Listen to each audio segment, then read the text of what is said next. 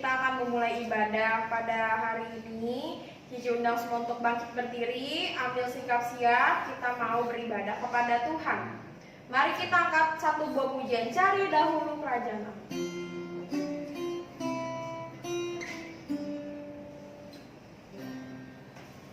Cari dahulu kerajaan Allah dan kebenarannya,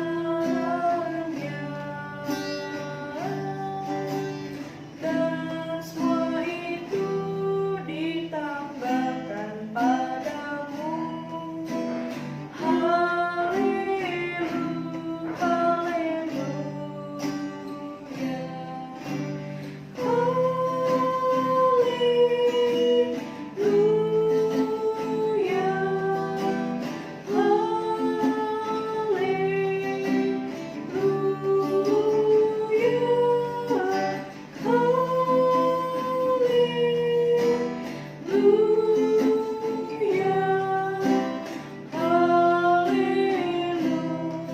Cari dahulu kerajaan Allah. Cari dahulu kerajaan Allah dan kebenarannya,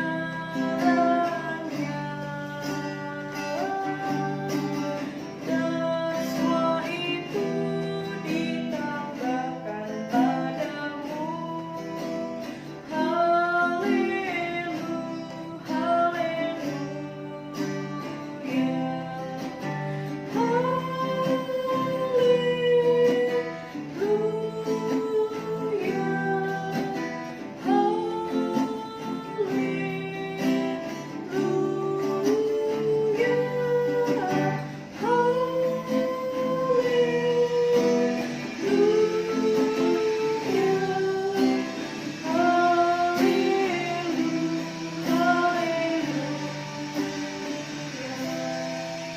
Nah, Cici akan kasih tahu satu pengumuman kalau hari Minggu ini kita ada ibadah jam 1 siang. Karena bulan ini adalah bulan Oktober, kita memperingati hari reformasi. Kita akan secara khusus bahas para misionaris, orang-orang yang beritain Injil yang ada di Indonesia. Minggu ini kita akan bahas satu misionaris namanya Ludwig Ingwer Nomensen. Dia adalah orang yang melayani suku Batak. Dia memberitakan Injil di suku Batak ya. Dia adalah pendiri gereja yang salah satu terbesar di Indonesia yang ada sampai saat ini. Mau tahu ceritanya? Kita dengar di hari Minggu. Sekarang kita akan dengar firman Tuhan. Mari kita nyanyikan pujian, Ku buka hatiku untuk firman-Mu.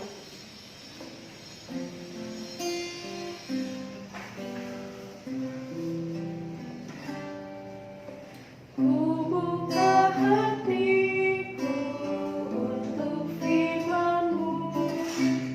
Ku ingin menjadi seperti Yesus. Berfirman-Nya Tuhan, ku mau mendengar.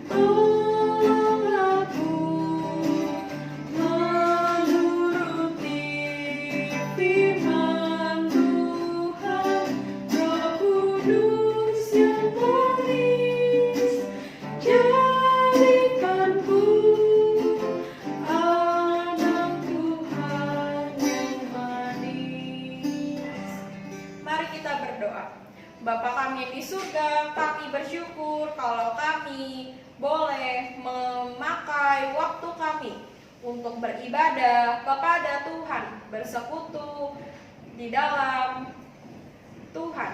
Tuhan kiranya pimpin dan sertai kami semua yang akan mendengarkan firman Tuhan. Biarlah Roh Kudus yang boleh menolong kami untuk bisa mengerti firman yang disampaikan hari ini. Kiranya Tuhan juga menerima persembahan pujian yang telah kami naikkan di hadapan Tuhan. Tolong kami untuk bisa mengerti firman yang disampaikan ya Tuhan. Hanya dalam nama Tuhan Yesus Kristus kami bersyukur. Amin. Mari kita bersama-sama berdoa terlebih dahulu sebelum kita mendengarkan firman Tuhan hari ini. Mari kita berdoa. Tuhan, kami bersyukur kalau sampai hari ini kami masih boleh bersama-sama belajar firman Tuhan. Tolong pimpin kami dan berkati kami agar kami boleh mendengarkan dan boleh mengerti firman Tuhan yang akan disampaikan hari ini. Pimpin kami ya Tuhan, hanya di dalam nama Tuhan Yesus kami telah berdoa dan mengucap syukur. Amin. Nah adik-adik, hari ini kita akan melanjutkan cerita mengenai tokoh Paulus. Bagaimana kalau kemarin-kemarin adik-adik sudah mendengarkan bagaimana Paulus mengajar dari sini, berpindah-pindah kemana-mana sampai Paulus ditangkap mau dimasukin ke penjara. Sampai kemarin Cici Yen sudah menceritakan bagaimana Paulus dikasih kesempatan untuk berbicara di depan orang banyak, tapi orang-orang itu gak suka dengan Paulus. Paulus menceritakan firman Tuhan kepada mereka, waktu yang kami selalu diceritakan oleh Cici Yen. Nah, waktu Paulus cerita firman Tuhan kami selalu, adik-adik ingat gak? Kenapa ya orang-orang banyak waktu itu gak suka dan marah-marah kepada Paulus lagi? Ingat gak? Yang kami selalu diceritakan oleh Cici Yen. Kenapa orang-orang itu pada marah semua ya? Ada yang tahu adik-adik? Kenapa mereka pada marah? Nah, kita lihat jawabannya bareng-bareng ya. Yuk buka Alkitabnya bareng-bareng di Kisah Para Rasul pasal 22. Kisah Para Rasul pasal 22. Ayatnya yang ke-23 sampai dengan 29. Kisah Para Rasul 22, Alkitabnya dibuka. Ayat 23 sampai dengan 29. Sudah? Sudah. Yuk kita baca bareng-bareng ayat 23-nya. Judulnya Di Dalam Markas. Mereka terus berteriak sambil melemparkan jubah mereka dan menghamburkan debu ke udara. Stop sampai di situ. Nah, kenapa orang-orang di situ malah teriak-teriak lagi sampai mereka menghempaskan debu ke udara? Kenapa adik-adik? Adik udah tahu jawabannya? Karena waktu itu, kemarin itu Paulus menceritakan bagaimana Tuhan mengutus Paulus menjadi pekabar Injil, menceritakan firman Tuhan kepada orang banyak. Tetapi bukan cuma ke orang Yahudi saja, tetapi ke seluruh orang, kepada semua orang, agar banyak lagi orang boleh mendengarkan tentang kabar keselamatan ini, agar semakin banyak orang lagi boleh selamat. Lah, bagus dong Korean. Tetapi pada zaman itu orang-orang Yahudi menganggap orang yang di luar Yahudi, yang bukan agama Yahudi, itu najis, itu haram, itu gak pantas dapat tentang cerita ini, tentang kabar keselamatan. Mereka gak boleh, mereka gak pantas pada saat itu. Nah, makanya kita bersyukur Tuhan sudah memberikan kesempatan kepada orang banyak, bukan cuma orang Yahudi saja, tetapi semua orang boleh mendengarkan firman Tuhan. Sampai hari ini seperti yang kita baca hari ini, firman Tuhan kita boleh dengar. Kita harus berterima kasih dan bersyukur kepada Tuhan. Lalu Paulus bilang bukan hanya kepada orang Yahudi saja, melainkan kepada semua orang boleh diceritakan firman Tuhan, kabar keselamatan ini.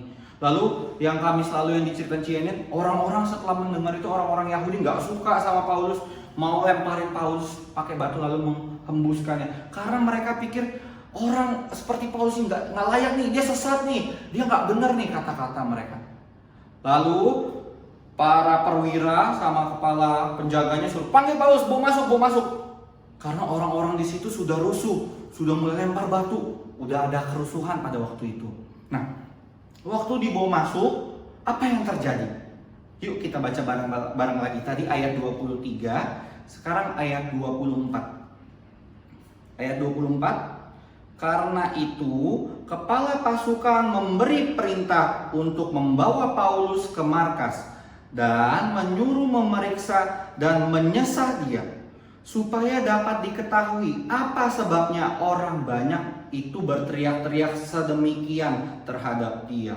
Oh, lalu kepala pasukan itu ternyata suruh perwiranya bawa Paulus ke markas. Buat ngapain? Diinterogasi, buat dicari tahu. Ini Paulus ada salah apa ini sampai orang-orang banyak ini pada sampai kesel sama Paulus.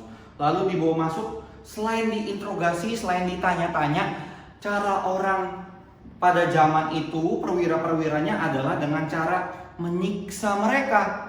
Gimana cara nyiksanya? Mereka siapin cambuk yang panjang, di ujung cambuknya sudah ada duri tulang yang tajam-tajam. Sekali nancep, bukan kulitnya doang yang berbeda, kulit sama dagingnya kekelupas. Wah, penyiksaan yang sungguh menyeramkan ya. Supaya apa? Supaya orang-orang yang diinterogasi, supaya orang-orang yang ditanya, mereka mau jawab, mereka mau ngaku. Itu cara orang zaman dahulu. Lalu, waktu Paulus sudah nyampe di markas mau diinterogasi, kita lihat apakah Paulus akan dicambuk, apakah Paulus akan dipukul. Yuk kita lihat bareng-bareng, kita lanjut. Ayat 25, kita baca bareng-bareng ya. 25. Tetapi ketika Paulus ditelentangkan dan untuk disesah, berkatalah ia kepada perwira yang bertugas, bolehkah kamu menyesah seorang warga negara Rum, apalagi tanpa diadili? Di ayat 25 ini Paulus menggunakan kecerdikannya, kepintarannya. Kenapa dia pintar, Korean? Karena Paulus ini adalah warga negara Rum atau warga negara Roma. Nah, warga negara Roma ini punya hak istimewa adik-adik. Karena pada tahun 1850 Masehi, sebelum Masehi, orang yang bernama Lex Porcius, dia membuat suatu peraturan khusus. Bagaimana peraturan itu? Orang-orang Romawi itu nggak boleh dicambuk, nggak boleh dihukum salib. Pokoknya orang-orang Romawi dapat perlindungan hukum. Wah, hebat ya. Super power sekali nih kalau kita bisa dapat warga negara orang Romawi. Kalau kamu, adik-adik yang di rumah, warga negara apa kalian? Ya, kita adalah warga negara Indonesia. Kita orang Indonesia. Nah, waktu itu yang punya hak khusus adalah warga negara orang Romawi. Nah, oleh karena itu pada zaman itu banyak sekali orang-orang bahkan pengen gimana sih cara dapat warga negara Romawi. Bahkan ada orang yang pengen beli. Nanti kita bakal lihat bareng-bareng. Dan si Paulus ini waktu ditelentangkan, waktu lagi tiduran mau dihukum, Paulus tanya, emang boleh kamu langsung menghukum orang Romawi tanpa diadili? Karena peraturannya adalah orang Romawi nggak boleh main asal dihukum. Apalagi nggak tahu kesalahan Paulus apa. Apakah Paulus ada salah? Belum tahu juga ya. Makanya nggak boleh hukum sendiri. Kalau ada orang yang melanggar hukum ini, menentang orang Romawi, kewarganegaraan orang Roma, dia akan bisa dihukum mati. Lalu tentara-tentara yang tadi ingin memukul Paulus, setelah dengar itu, dia orang Roma katanya, dia orang Roma. Langsung dia panggil kepala penjaganya, kepala pasukannya dipanggil. Saya mau nanya. Nanya apa? Kita lihat di ayat 26 yuk. Mendengar perkataan itu, perwira itu melaporkannya kepada kepala pasukan. Katanya, apakah yang hendak engkau perbuat? Orang itu warga negara Rum. 27. Maka datanglah kepala pasukan itu kepada Paulus dan berkata, katakanlah, benarkah engkau warga negara Rum? Jawab Paulus, benar. Nah, habis dipanggil kepala pasukannya, kepala pasukannya kaget langsung nanya lagi. Paulus, apakah kamu benar adalah keluarga negara orang Roma? Paulus bilang, ya benar. Lalu kepala penjaga itu ngomong lagi di ayat 29. Yuk baca. Di ayat, sebentar ya. Di ayat 28 dulu. Lalu kata kepala pasukan itu kewarganegaraan itu kubeli dengan harga yang mahal. Jawab Paulus, tetapi aku mempunyai hak itu karena kelahiranku. Loh, si kepala pasukan itu bilang, kewarganegaraan Roma saya beli dengan harga mahal. Kok bisa? Ya, kok lanjutin ceritanya. Karena dari zaman dulu, karena kewarganegaraan Roma itu adalah hak yang istimewa, sampai-sampai bisa dibeli. Dengan apa? Dengan uang. Kalau kamu punya uang banyak, kamu bisa beli itu. Kamu bisa menjadi warga negara orang Roma. Dan kamu dapat hak khusus. Kamu gak bakal diasal-asalan hukum. Kamu dapat perlindungan keamanan. Makanya kepala pasukannya itu bilang, saya udah beli itu juga tuh. Saya sudah membeli tentang kewarganegaraan Roma. Saya tak punya tentang keamanan saya sendiri. Terus Paulus bilang, oh saya nggak beli. Saya sudah mendapatkannya dari lahir. Karena dari zaman Papa Paulus, dia adalah orang yang berjasa pada kerajaan Roma. Makanya papanya sudah mendapat hak khusus tentang kewarganegaraan Roma. Dan dia melahirkan anak yang bernama Saulus yang waktu kecil, yang sekarang kita sebut Paulus. Dia juga mendapatkan kewarganegaraan tersebut. Nah, Paulus ngomong, saya juga sudah dapat dari lahir. Lalu apa yang akan dilakukan para pasukan itu, para perwira itu? Yuk kita lihat 29. Maka mereka yang harus menyesal dia segera mundur. Dan kepala pasukan itu juga takut setelah ia tahu bahwa Paulus yang ia suruh ikat itu adalah orang Rom.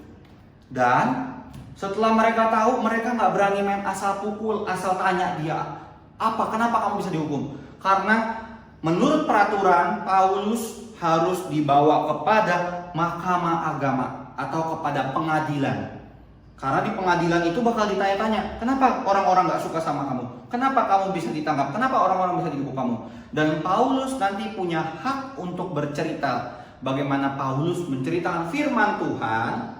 Tetapi orang-orang itu gak suka karena Paulus menceritakan firman Tuhannya gak cuma ke orang Yahudi, kepada orang banyak. Sampai hari ini kita orang-orang yang ada di Ampera pun boleh mendengar firman Tuhan, boleh percaya, boleh menjadi anak Tuhan sampai hari ini. Bagaimana cerita Paulus hari ini kita belajar bersama-sama. Paulus menjadi anak Tuhan yang baik, yang rajin dalam hal mengabarkan Injil. Seperti adik-adik di rumah juga menjadi anak yang baik, menjadi contoh yang baik. Oh, ternyata kamu anak Tuhan yang baik ya, hebat dari kecil. Bagaimana orang-orang bisa melihat kamu menjadi contoh anak Tuhan yang baik seperti Paulus. Kita mau belajar hari ini. Mari kita berdoa. Tuhan, kami bersyukur melalui cerita Paulus kami banyak belajar bagaimana perjuangan mengikut Yesus tidak mudah, tetapi kami mau tetap setia dan kami mau menjadi contoh anak Tuhan yang baik agar orang-orang di luar sana yang belum percaya boleh melihat kami adalah anak Tuhan yang baik dan setia kepada Tuhan. Pimpinlah kami ya Tuhan, hanya di dalam nama Tuhan Yesus kami telah berdoa dan mengucap syukur. Amin.